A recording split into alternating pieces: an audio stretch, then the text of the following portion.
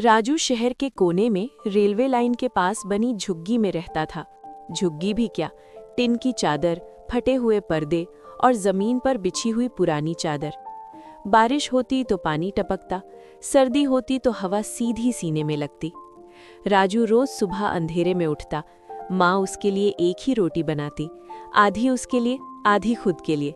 माँ हमेशा कहती, तू खा ले बेटा, मुझे भूख नहीं। पर राजू जानता था माँ झूठ बोल रही है। वो दूसरों के घरों के बाहर खड़ा होकर काम मांगता, कभी बर्तन, कभी झाड़ू, कभी कंस्ट्रक्शन साइट पर मजदूरी। कई बार लोग उसे देखकर मुंह फेर लेते, कुछ कहते अभी काम नहीं है, और कुछ तो उसे इंसान भी नहीं समझते। एक दिन राजू ने एक स्कूल के बाहर देखा। बच्चे बैग पहने हंसते हुए निकल रहे थे। किसी के हाथ में टिफिन था, किसी के हाथ में माँ का दिया हुआ पानी। राजू चुपचाप खड़ा देखता रहा। उसके पैर नंगे थे, कपड़े गंदे और आंखों में एक सवाल, क्या मैं भी कभी यहाँ पढ़ पाऊंगा? उस रात माँ को जोर से खांसी आई। राजू पूरी रात जगता रहा, उसका सर गोद में रखकर। माँ का बुखार बढ़ता जा रहा था, पर डॉक्टर के लिए पैसे नहीं थे।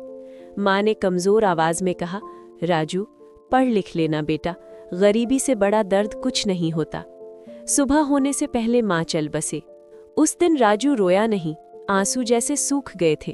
उसने माँ को जलाया और उसी दिन शाम को फिर काम ढूंढने निकल पड़ा, क्योंकि भूख रुकती नहीं, गम के लिए वक्त नहीं होता।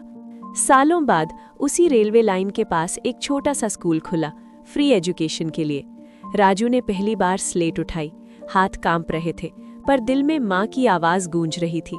आज राजू बड़ा हो चुका है, वो अमीर नहीं है, पर जब भी किसी गरीब बच्चे को पढ़ाता है, उसकी आंखें भर आती है। वो ऊपर देखकर धीरे से कहता है, देखो माँ, मैंने हार नहीं मानी।